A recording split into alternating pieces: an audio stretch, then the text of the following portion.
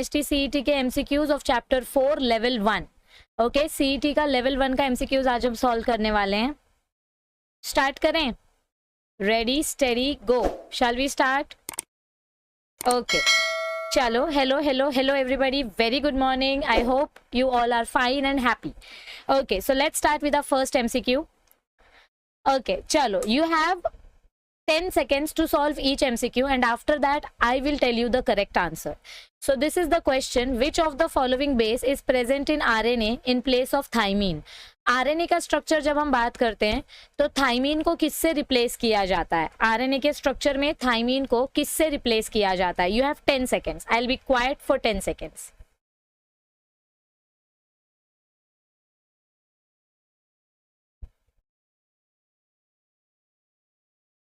Very good Danish, very good Sujeet, Sujeet ने answer नहीं दिया अभी। Suraj, TH Shaikh, Shivangi very good, Snehal very good, Danish very good, Shivani Dhage very good, everybody is right, Tanishka very good. Okay, so time up. The answer is uracil. RNA structure और DNA के structure में यही difference है। RNA में 4 नाइट्रोजन बेस कौन से होते हैं? Adenine, guanine, cytosine, uracil. और डीएनए में 4 नाइट्रोजन बेस कौन से होते हैं? Adenine, guanine, cytosine and thymine. So thymine is replaced with uracil. So जिन्होंने करेक्ट आंसर दिया है, वेरी गुड। ओके, चलो नेक्स्ट क्वेश्चन की तरफ बढ़ते हैं।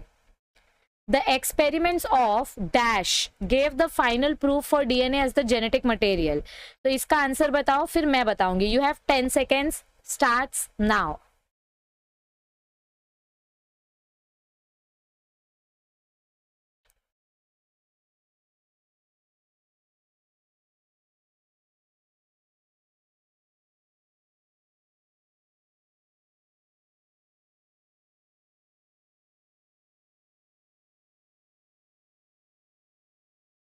Okay, very good TH Sheikh, very good Shivani, Sanjay, Siddharth, Ashwini, Snehal, Vipul, Unseen Seen, Shreya, very good Shivani, very good Suraj, ABC, it's me, Munaza, very good.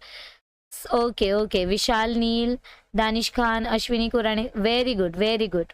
Okay, oops boys very good. So देखो, हमने क्या पढ़ा था कि DNA को genetic material prove करने के लिए, DNA is a genetic material, ये प्रूव करने के लिए 3 एक्सपेरिमेंट किए गए थे। The first experiment was Griffith experiment. First experiment कौन सा था? ग्रिफिथ का स्ट्रेप्टोकोकस निमोनिया या डिप्लोकोकस निमोनिया के ऊपर जो एक्सपेरिमेंट किया गया था। Second experiment was done by Avery, MacLeod and McCarty and the third experiment was final experiment which was done by Hershey and Chase. So इसमें करेक्ट आंसर क्या आएगा अपना? Hershey and Chase. Okay, so the correct answer is option number A. Moving on to the next question, option number B, question number 3। Question number 3 का देखो क्या बताया गया है हमें इधर पे। On dash a polypeptide get assembled. चलो बताओ, you have 10 seconds.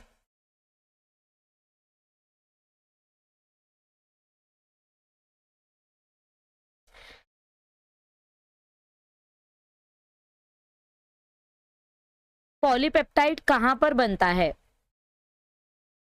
Which site is known as the site of protein synthesis. देखो, पॉलीपेप्टाइड का मैं हिंट दे देती हूँ। पॉलीपेप्टाइड मतलब क्या? प्रोटीन। सो प्रोटीन कहाँ बनता है?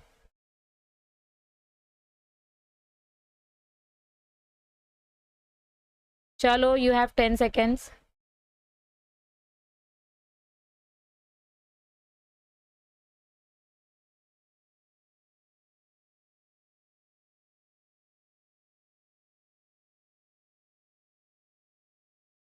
Vaishnavi right, it's me right, Manoj right, Prashant right, ABC right, Danish wrong, Akanksha, Snehal, Suraj, Pooja. Okay, इन लोगों ने राइट आंसर्स दिए हैं। ओके, सो मैं आपको बताती हूँ। देखो, डीएनए के अंदर, डीएनए से अपना mRNA बनता है। डीएनए से क्या बनता है? mRNA। ये होता है न्यूक्लियस में। ये कहाँ होता है? ये पंपकिन जैसा दिख रहा है। ओके, ये पंपकिन जैसा दिख रहा है, ठीक है। So this is the nucleus and this is the cell. So DNA के अंदर आपका mRNA बनता है और फिर mRNA बाहर जाता है एंडोप्लाज्मिक रेटिकुलम के पास। एंडोप्लाज्मिक रेटिकुलम के पास आपके राइबोसोम्स होते हैं और राइबोसोम्स के पास होता है आपका rRNA। सो राइबोसोम्स के पास आपका ये mRNA जाएगा और वहीं पर आपकी प्रोटीन बनती है। So ribosomes are known as the site of protein synthesis. Ribosomes को हम क्या बोलते हैं? Site of protein synthesis. ठीक है, सबको समझ में आया इतना? So this is the correct answer. Okay, moving on to the next question. Question number 4। Question number 4 क्या है? चलो आंसर करो। Clover leaf model of tRNA has what? चलो देखते हैं कौन कौन इसका आंसर दे पाता है। You have 10 seconds. थोड़ा बैकग्राउंड नॉइस अवॉइड करो। चलो, clover leaf model of tRNA has what? Tell me quickly. Let's see who all can answer. काफी लोग कर रहे हैं answer. Very good, very very good everybody. Snehal, Danish, TH Shaikh, very good.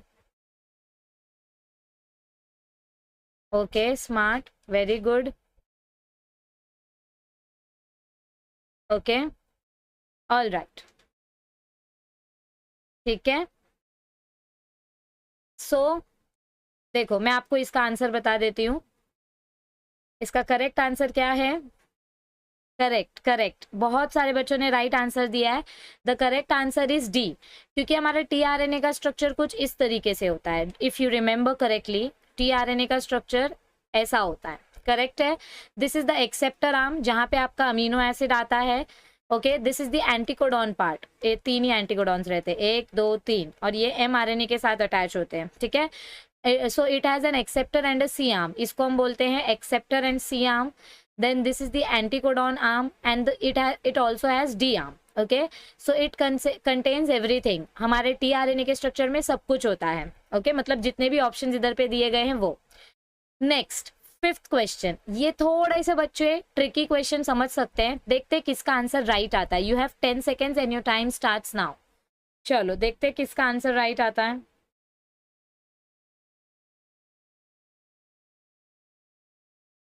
Yes Jitesh, चलो answer करो ये क्वेश्चन।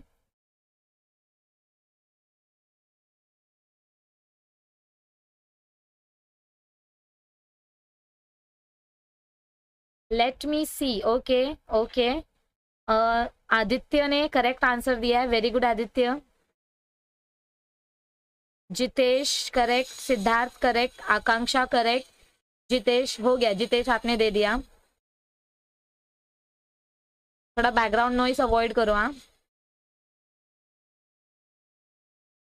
प्रोटीन डीनेचुरेशन के time पे क्या होता है? स्नेहल रॉन्ग, विपुल रॉन्ग, स्नेहल खरुड़े रॉन्ग, राहुल वाघ रॉन्ग। चलो मैं बताती हूँ, इसमें करेक्ट आंसर क्या आएगा? इसमें करेक्ट आंसर आएगा आपका 3D स्ट्रक्चर। देखो, हमारा जो प्रोटीन होता है वो 3D स्ट्रक्चर के फॉर्म में प्रेजेंट होता है। जब हम इसको हीट करते हैं, समझो ये हमारा प्रोटीन है, तो ये प्रोटीन 3D स्ट्रक्चर में होता है। किसी भी प्रोटीन को फंक्शनल बनाने के लिए उसका 3D स्ट्रक्चर बहुत इंपॉर्टेंट होता है।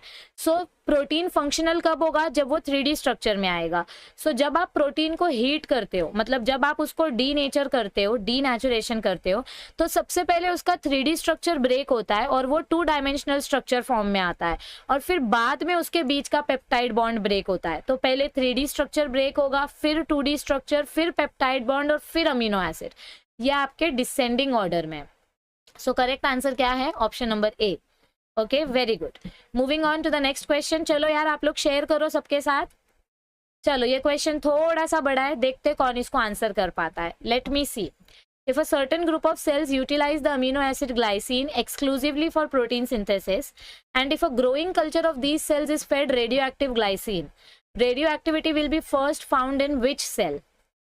चलो लेट मी सी। थोड़ा सा डिफिकल्ट क्वेश्चन है, पर मॉक टेस्ट में आसान क्वेश्चन नहीं आने वाले। 30 में okay okay, Manoj right, Shubhangi right, Tanishka right, Vaishnavi right, Prateek right, okay, Aditya right, Jitesh नहीं बेटा, आंसर रॉन्ग है, Vedant right, Sujeet right, Snehal, TH Shaikh, it's me. बेटा आपको जब मैसेज आएगा तो आपको टेस्ट का टाइमिंग भी बता दिया जाएगा, डोंट वरी अबाउट इट। या कल जब मैं लाइव आऊंगी तो मैं आपको टाइमिंग पूछ के बता दूंगी कि कितने बजे होने वाला है। कल हम फिर लाइव आएंगे, ओके, लेवल 2 सॉल्व करने के लिए, चैप्टर 4 का लेवल 2 सॉल्व करने के लिए कल हम फिर लाइव आएंगे। करेक्ट आदित्य, करेक्ट विपुल, ओके, ऑल राइट। सो देखो इसमें हमारा क्वेश्चन क्या पूछा गया था, अगर हमारे सेल है, हमारा ग्रुप ऑफ सेल्स है, वो कौन सा अमीनो एसिड यूज कर रहे हैं, ग्लाइसिन अमीनो एसिड यूज कर रहे हैं। तो समझो अगर हमने अपने मीडियम में, समझो यहाँ पे अपना ये मीडियम है और इसके अंदर जो अमीनो एसिड्स हैं वो ग्लाइसिन है। कौन से अमीनो एसिड्स है, ग्लाइसिन है। अब अगर इसमें मैंने रेडियो एक्टिव अमीनो एसिड डाल दिया, इसमें मैंने क्या डाल दिया, रेडियो एक्टिव ग्लाइसिन डाल दिया, तो टीआरएनए ही सब अमीनो एसिड को कैरी करता है, क्योंकि टीआरएनए का स्ट्रक्चर अभी हमने देखा कैसा होता है, ऐसा कुछ स्ट्रक्चर होता है टीआरएनए का, करेक्ट है ना। तो अमीनो एसिड कौन कैरी करता है, एक मिनट सॉरी, उप्स, ठीक है, टीआरएनए का स्ट्रक्चर हमने कैसा देखा, ऐसा कुछ देखा, हाँ। तो अमीनो एसिड कौन कैरी करता है अपने साथ, टीआरएनए कैरी करता है। तो अगर आप कोई नया रेडियो एक्टिव अमीनो एसिड डालोगे तो वो पहले किसके पास जाएगा, पहले टीआरएनए के पास जाएगा, फिर टीआरएनए से राइबोसोम्स के पास जाएगा, राइबोसोम्स के पास से फिर एमआरएनए के पास जाएगा। माइटोकॉन्ड्रिया का इधर लेना देना ही नहीं है। सो ये भी डिसेंडिंग ऑर्डर में दिया है, तो करेक्ट आंसर क्या आएगा, टीआरएनए, ओके। ओके चलो moving on to the next question. कोई सुजीत को बताओ फॉर्म किधर मिलेगा मॉक टेस्ट का। बेटा इम्पल्स बैच में आपको डिस्क्रिप्शन में दिया गया है, डिस्क्रिप्शन में जो मेरे वन शॉट के वीडियोस हैं, उन वन शॉट के वीडियोस के डिस्क्रिप्शन में आपको फॉर्म की लिंक है, तो वहां पे आप देख सकते हो, ठीक है। ऑल राइट, तो अभी इधर पे देखो क्या दिया गया है। चलो इस क्वेश्चन का आंसर करो, you have 10 seconds. Khorana got the Nobel prize on, जो हमारे डॉक्टर हरगोबिंद खुराना थे, उनको किस चीज के लिए नोबेल प्राइज मिला। You have 10 seconds, I will be quiet now.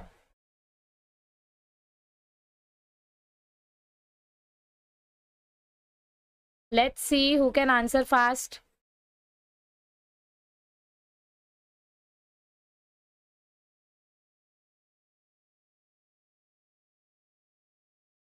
Very good,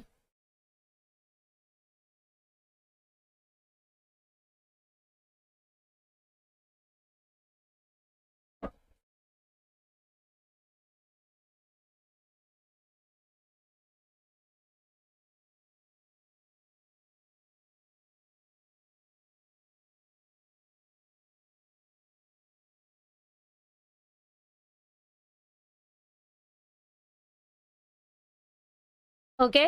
सो इसका करेक्ट आंसर क्या आएगा, इसका correct answer, very good very good, सबने राइट आंसर दिया है, प्रतीक, विपुल, दानिश और अश्विनी, शुभांगी, पूजा, सबने करेक्ट आंसर दिया है। हरगोबिंद खुराना को किस चीज के लिए नोबेल प्राइज मिला था, जेनेटिक कोड के लिए। इन्होंने हमको जेनेटिक कोड दिया, जेनेटिक कोड की डिक्शनरी बनाने में हेल्प की। Okay moving on to the next question. The enzyme which can cut molecules of DNA into small segment is known as what.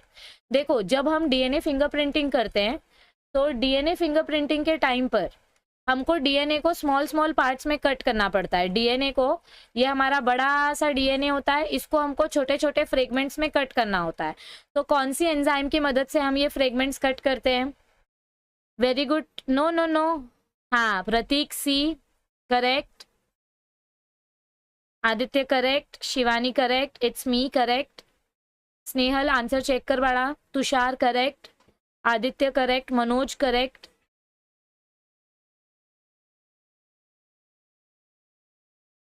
Very good, Snehal Sawan, Yash Thakur answer wrong है, Tanishka right. चलो तो मैं इसका answer बता देती हूँ। तो कौन सी एंजाइम है जो डीएनए को छोटे छोटे फ्रेगमेंट्स में कट करने में हेल्प करती है, हमने डीएनए रेप्लिकेशन में भी पढ़ा था और हमने डीएनए फिंगरप्रिंटिंग में भी पढ़ा है, और आपको ये बायोटेक्नोलॉजी के चैप्टर में भी पढ़ाया गया है। रेस्ट्रिक्शन एंजाइम की मदद से डीएनए को शॉर्ट शॉर्ट फ्रेगमेंट्स में कट किया जाता है। So the correct answer is option number C, okay. क्योंकि डीएनए लाइगेज तो आपके इनकम्प्लीट डीएनए को कंप्लीट करती है। डीएनए पॉलीमरेज आपका डीएनए रेप्लिकेशन में यूज होता है, डीएनए का कॉपी बनाने में। एंड डीएनए गाइरेज हमारे डीएनए को ऐसे हेलिकल स्ट्रक्चर देने में हेल्प करती है, लेकिन उसको कट कौन करता है? उसको कट करता है restriction enzyme. Moving on to the next question, the bacterial genome contains what? Bacteria के जीनोम में क्या प्रेजेंट होता है? चलो आंसर करो फटाफट, you have 10 seconds.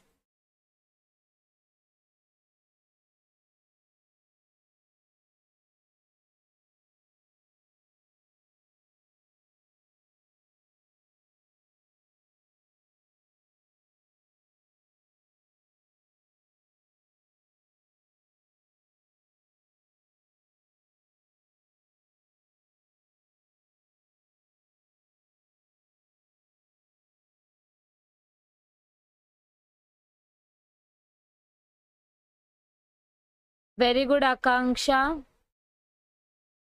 Very good Rajesh, very good Danish, very good Siddharth, very good मुनाजा,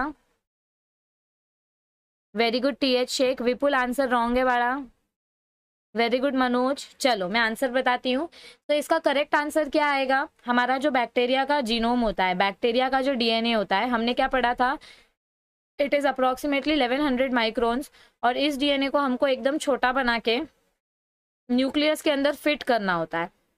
तो इसके पास डीएनए होता है। कोई भी बैक्टीरिया बिना जीनोम के नहीं होता, बिना डीएनए के नहीं होता है। लेकिन इसके पास हिस्टोन प्रोटीन्स नहीं होती हैं। It do not have histone proteins. DNA होता है लेकिन हिस्टोन प्रोटीन नहीं होती है। हिस्टोन प्रोटीन सिर्फ यूकैरियोटिक डीएनए में होती है। So the correct answer is option number C. Correct answer क्या है? Option number C. एक चीज आप लोगों को मैं फिर से याद दिलाना चाहूंगी। देखो आगे क्वेश्चन नंबर 10 में क्या दिया गया है। क्वेश्चन नंबर 10 में messenger RNA is produced in. अब बताओ मुझे मैसेंजर आरएनए कहाँ बनता है? You have only 10 seconds. मैंने आपको बताया था, अब भी जस्ट कुछ क्वेश्चन पहले बताया था, 4th या 5th क्वेश्चन था अपना। मैसेंजर आरएनए कहाँ बनता है?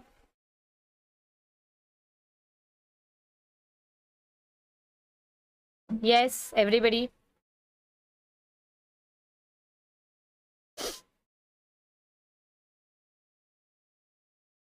Okay, Munaja Khan right, Siddharth Doshi right, Tushar right, very good Nitin Wagh, oops boys, TH Shaikh, India hacker, Tushar, Vedant, Suraj, Manoj, ABC, Shivani, Tushar, Pooja, सबका आंसर राइट है। देखो अब भी हमने पढ़ा था, किधर देखा था हमने? चलो ठीक है, मैं इधर ही बता देती हूँ वापस से। हमारा ये सेल है, सेल के अंदर न्यूक्लियस है, न्यूक्लियस के अंदर डीएनए रहता है और डीएनए से अपना एमआरएनए बनता है। तो एमआरएनए किधर बन रहा है? न्यूक्लियस में बन रहा है। न्यूक्लियस के बाहर ये जाएगा तो ये, और इस प्रोसेस को हम क्या बोलते हैं? जब आपका एमआरएनए न्यूक्लियस में बनता है तो इस प्रोसेस को हम बोलते हैं ट्रांसक्रिप्शन। क्या बोलते हैं इस प्रोसेस को हम? ट्रांसक्रिप्शन। और जब ये एमआरएनए बाहर आ जाता है और प्रोटीन बनाता है, क्या बनाता है ये एमआरएनए? प्रोटीन बनाता है। तो इस प्रोसेस को हम बोलते हैं translation. So transcription takes place in nucleus and translation takes place in cytoplasm. Okay, so the correct answer is nucleus. Okay, all right, moving on to the next question. DNA is transcribed by some viral RNA using the enzyme. Okay, central dogma से related topic है ये। Central dogma जिसको याद रहेगा वो लोग ये question आसानी से बता सकते हैं। कौन सा वायरल आरएनए होता है या कौन सा एंजाइम होता है जिसके वजह से आपका डीएनए कॉम्प्लीमेंट्री डीएनए में कन्वर्ट हो जाता है? मतलब ये देखो, समझो अपने पास ऐसा डबल स्ट्रैंडेड डीएनए है, इससे हमको एमआरएनए मिला। सो this is transcription. This is what? This is transcription. और इसके आगे आपको प्रोटीन मिलेगा। लेकिन कभी कभी, और इस प्रोसेस को हम बोलते हैं ट्रांसलेशन, लेकिन कभी कभी क्या होता है, कभी कभी हमारा कोई वायरल आरएनए आ जाता है और वायरस क्या करता है, वो हमारे इस एमआरएनए को, इस बेचारे से एमआरएनए को रिवर्स कर देता है, मतलब इसको कॉम्प्लीमेंट्री डीएनए बना देता है। तो बताओ ये कौन से एंजाइम के वजह से होता है? Very good Danish, very good Pooja, very good Munaja, Snehal, Aditya, TH Shaikh, Aditya Jaiswal, oops boys, Vaishnavi, very good. तो ये कौन से एंजाइम के वजह से होता है? रिवर्स ट्रांसक्रिप्टेज के वजह से। ट्रांसक्रिप्शन प्रोसेस को उल्टा कर देना, रिवर्स कर देना, एकदम सिंपल नाम है, याद रखो। और ये ज्यादातर एचआईवी वायरस में देखा जाता है। ओके, तो रिवर्स ट्रांसक्रिप्टेज के वजह से आपका एमआरएनए उल्टा होके सीडीएनए बनाता है। Okay, very good. ठीक है, moving on to the next question, question number 12। अब इसमें से ध्यान से पढ़ो, कौन सा मैच करेक्ट है वो बताना है, एकदम ध्यान से पढ़ो, मैं डिस्टर्ब नहीं करूंगी। You have 10 seconds.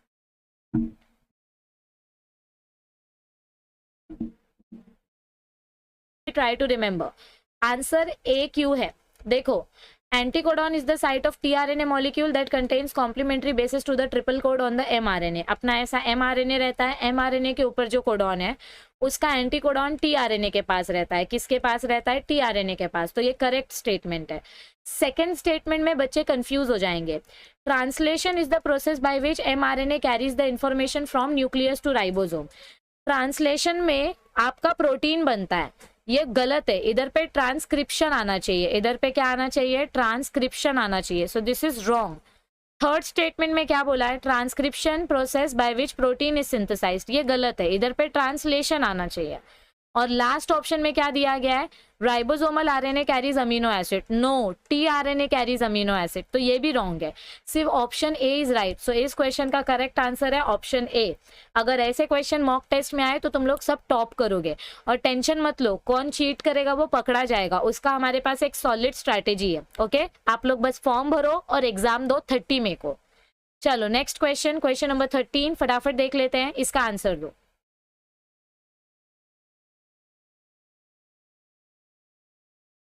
Which of the following base is absent in coding dictionary? चलो let me see who all can answer.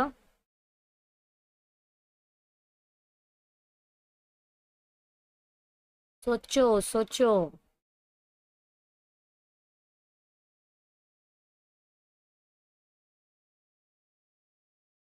क्या आंसर? ओके, सो इसका करेक्ट आंसर क्या आएगा? थाइमीन। इसका करेक्ट आंसर क्या आएगा? थाइमीन। जेनेटिक कोड की जो डिक्शनरी है वहां पर थाइमीन के लिए कोई कोड नहीं है। Okay, very good मुनाजा।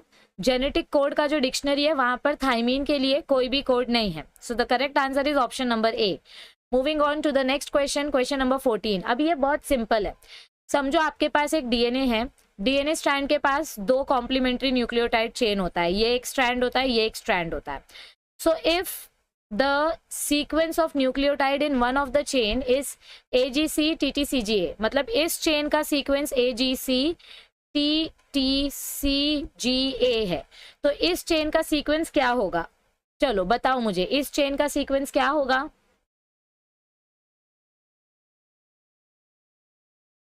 सिंपल है, देखो फाइंड आउट करो। A always pair with T and G always pair with C, ऐसा कॉम्प्लीमेंट्री पेयरिंग होता है। तो इधर पे आएगा T, इधर पे आएगा C, इधर पे आएगा G, इधर पे आएगा A, इधर पे आएगा A, यहाँ आएगा G C एंड T। सो आपको ये वाला ऑप्शन कहाँ दिखाई दे रहा है? ये ऑप्शन कौन से नंबर पे है? TCG AA GCT, option number B. Very good Snehal, Shivani, Aditya, Danish, Manoj, Tanishka, Rajesh, very good. Okay, very good. चलो, तो this is the correct answer, option number B is the correct answer. Okay, all right, moving on to the next question, question number 15। The possibility of 3-letter genetic code was pointed out by which scientist? कौन से scientist ने genetic code की possibility हमको बताई? चलो let me see who can answer this. Come on, try to answer.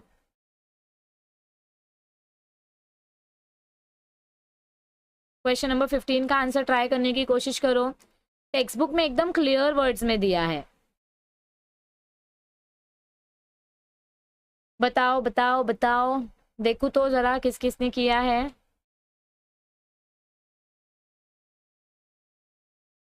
तीन letter code important है, ये हमको कौन से साइंटिस्ट ने बताया? Let me see. Okay, very good TH, very good Danish, very good Manoj, Jinesh, Aditya, hacker, Munaja, Vipul, Deepali, Danish, very good. So the correct answer is Nirenberg and Matthaei करके जो साइंटिस्ट थे, इन्होंने आर्टिफिशियल mRNA यूज किया और आर्टिफिशियल mRNA की मदद से इन्होंने हमको बताया कि फिनाइलएलेनिन UUU कोड से बनता है। तो ये एक ट्रिपलेट कोड है, यानी इसमें 3 नाइट्रोजनस बेसेस है। सो 3-letter जेनेटिक कोड हमको किसने बताया? निरेनबर्ग एंड मैथी ने। So this is the correct answer. Moving on to the next question, functioning of structural gene is controlled by what? देखो लैक ओपेरॉन में पढ़ा था हमने ये। लैक ओपेरॉन में पढ़ा था, ऐसे आपके 3 स्ट्रक्चरल जीन्स होते हैं ZYA, और इसके आगे एक रीजन होता है, इस रीजन को क्या बोलते हैं, जो इन जीन्स को ट्रांसक्रिप्शन करने में हेल्प करता है। इसके आगे जो रीजन होता है उसको हम प्रमोटर रीजन बोलते हैं। तो प्रमोटर रीजन और स्ट्रक्चरल जीन्स के बीच में, ये प्रमोटर रीजन और स्ट्रक्चरल जीन्स के बीच के रीजन को क्या बोलते हैं?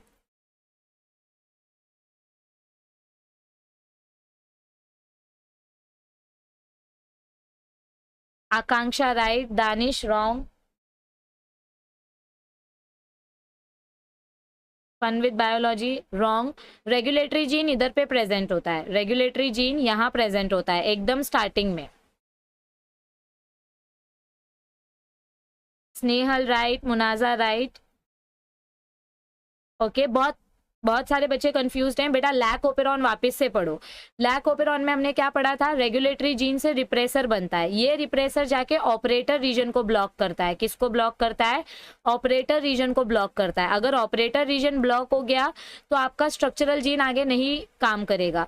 सो operator region controls the structural gene. So option number B is the correct answer. जिसने आंसर राइट दिया है, very good. Moving on to the next question, question number 17। DNA strand is directly involved in the synthesis of all the following except। देखो, ये 4 ही चीजें DNA से ही होती है, लेकिन डायरेक्टली डीएनए किस में इन्वॉल्व नहीं है, डायरेक्टली किस में इन्वॉल्व नहीं है वो बताना है। डीएनए कौन से प्रोसेस में डायरेक्टली इन्वॉल्व नहीं है? इनडायरेक्टली हो सकता है लेकिन डायरेक्टली इन्वॉल्व नहीं है।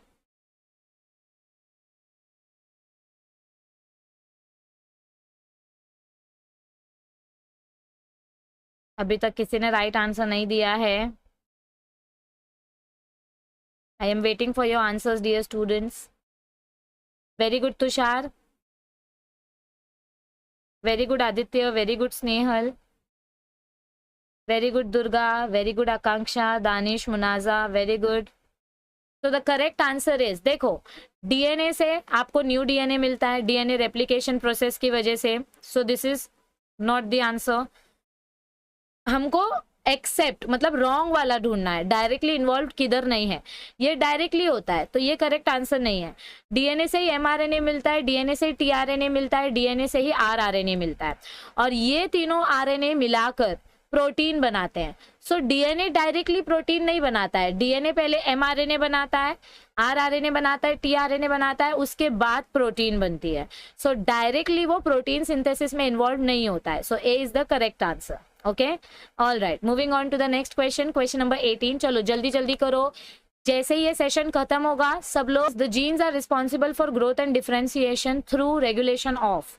अगर किसी भी ऑर्गेनिज्म को प्रॉपरली ग्रो करना है, प्रॉपरली डेवलप होना है, तो उसके लिए 2 इंपॉर्टेंट प्रोसेस कौन से हैं?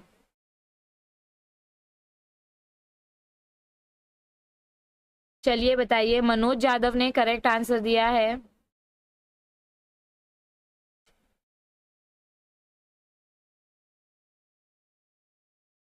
नहीं बेटा, रॉक गेम प्ले, आकांक्षा ने राइट आंसर दिया।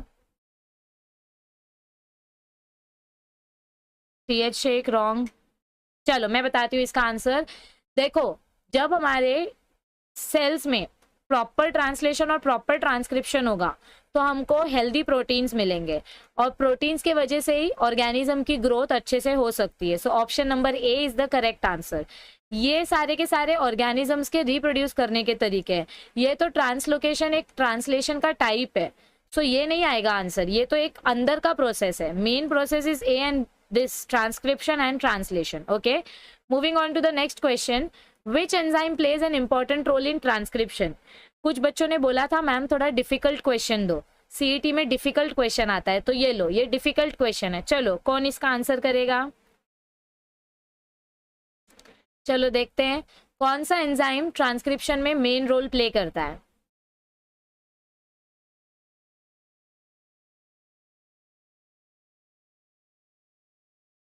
थोड़ा सा ट्रिकी क्वेश्चन है ये। देखो एक हिंट देती हूँ, जब अपने पास डबल स्ट्रैंडेड डीएनए होता है और हम जब इसका रेप्लिकेशन करते हैं, डीएनए का रेप्लिकेशन करते हैं, तो हम DNA dependent DNA polymerase enzyme use करते हैं। DNA dependent DNA polymerase enzyme मतलब एक डीएनए से दूसरा डीएनए बनाना। तो हमको ट्रांसक्रिप्शन में कौन सा डीएनए एंजाइम यूज होता है वो पूछा गया है। आपके पास डीएनए है, डीएनए से आपको आरएनए बनाना है, this is the DNA and this is the RNA. तो हिंट क्या है, अगर डीएनए से डीएनए बनाना है तो DNA dependent DNA polymerase use करेंगे। अगर डीएनए से आरएनए बनाना है तो क्या यूज करेंगे? Very good Snehal, Suraj, Deepali, very good. So correct answer is B. Correct answer क्या है? स्नेहल, शुभांगी, आंसर रॉन्ग दिया आप लोगों ने। करेक्ट आंसर क्या है? Option number B, DNA dependent RNA polymerase. ये तो रेप्लिकेशन में होता है ना, ए वाला ऑप्शन रेप्लिकेशन में होता है, this happens in replication. Okay, ये रिवर्स ट्रांसक्रिप्शन में होता है, एमआरएनए से सी डीएनए मिलता है, so this is in reverse transcription. हमको नॉर्मल ट्रांसक्रिप्शन में बोला गया है बेटा, हमको नॉर्मल ट्रांसक्रिप्शन प्रोसेस में बोला गया है। सो नॉर्मल ट्रांसक्रिप्शन प्रोसेस में आपके पास डबल स्ट्रैंडेड डीएनए होता है, इस डबल स्ट्रैंडेड डीएनए से आपको आरएनए बनाना है, तो हम यूज करते हैं डीएनए डिपेंडेंट आरएनए पॉलीमरेज। बहुत डिफिकल्ट क्वेश्चन है ये आपको तभी आएगा जब आपको सारे पाथवे याद हो। Next question, question number 20, which one statement regarding Okazaki fragment is correct? चलो ओकाजाकी फ्रेगमेंट का स्टेटमेंट बताओ। ओकाजाकी फ्रेगमेंट्स क्या होते हैं?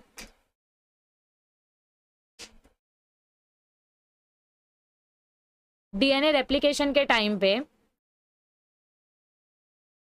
डीएनए रेप्लिकेशन के टाइम पे ओकाजाकी फ्रेगमेंट्स बनते हैं। ऐसा एक फ्रेगमेंट आपका कंटिन्यूअस होता है, दिस इज लीडिंग स्ट्रैंड, और एक फ्रेगमेंट ऐसे टुकड़े टुकड़े में बनता है, these are Okazaki fragments. So correct answer क्या आएगा? These are what? C. Very good, सबने करेक्ट आंसर दिया है, तो करेक्ट आंसर क्या आएगा? सी।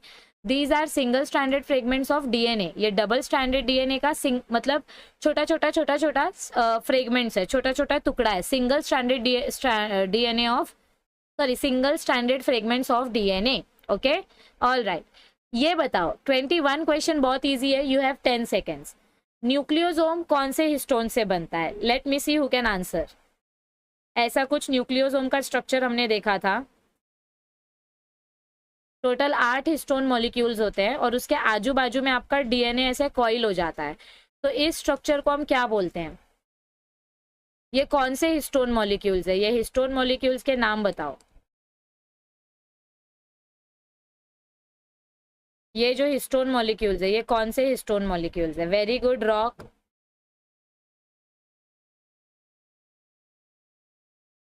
करेक्ट आंसर क्या आएगा बताओ?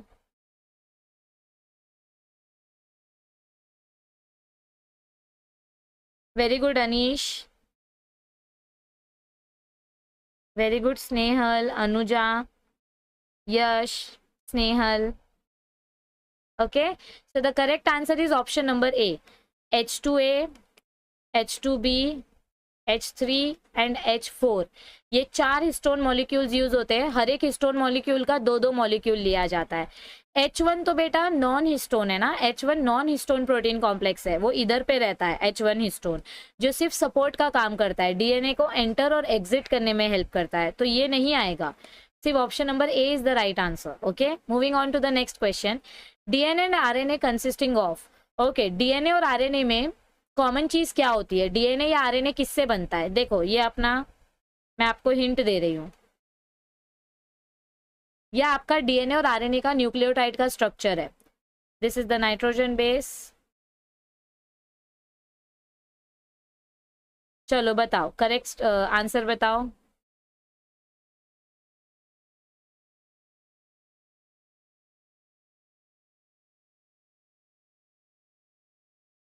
Very good, very good. Kshatriya बेटा आंसर चेक कर। Shaikh correct, Munaja, Rajesh, Monika, Pooja, oops boy, Anuja, very good. So the correct answer is option number A.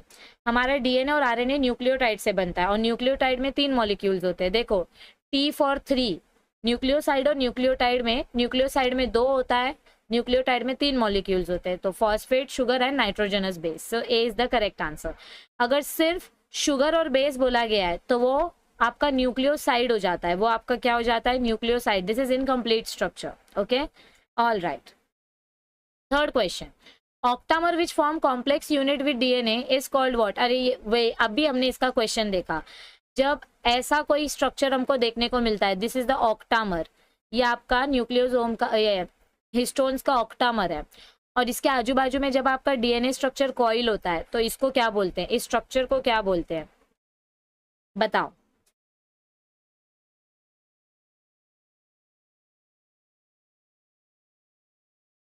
Twenty three का answer, namaste namaste everybody, rock game play right, Kshatriya right, Snehal right. चलो यार बहुत time हो गया, 45 मिनट्स होने आ गए। तो इसका करेक्ट आंसर क्या है, न्यूक्लियोसोम। इसका करेक्ट आंसर क्या है, न्यूक्लियोसोम। इस स्ट्रक्चर को हम बोलते हैं nucleosome. Moving on to the second last question, some amino acids are coded by more than one codon, hence find the code. कुछ कुछ अमीनो एसिड्स जो है, समझो अपना ल्यूसीन अमीनो एसिड जो है, ये ल्यूसीन अमीनो एसिड्स के बहुत सारे कोड्स होते हैं। सो ऐसे अमीनो एसिड को हम क्या बोलते हैं, ल्यूसीन अमीनो एसिड्स बहुत सारे कोड से बनता है। सो ऐसे अमीनो एसिड को हम क्या बोलते हैं, हमने जेनेटिक कोड का दो प्रॉपर्टी पढ़ा था, एक नॉन एम्बिगस और एक डीजेनरेसी। एक नॉन एम्बिगस कोड और एक डीजेनरेसी। तो इसमें से राइट आंसर क्या आएगा, देखो सी और डी तो राइट आंसर नहीं है, राइट आंसर क्या आएगा,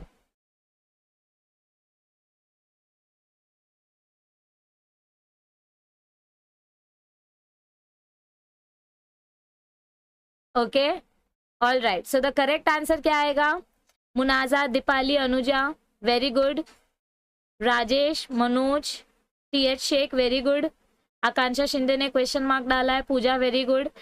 okay so the correct answer is degenerate. देखो डीजेनरेट मतलब क्या होता है, जब एक अमीनो एसिड बहुत सारे कोड से बनता है, ये एक कोड, ये दूसरा कोड, ये तीसरा कोड, इसको बोलते हैं डीजेनरेसी।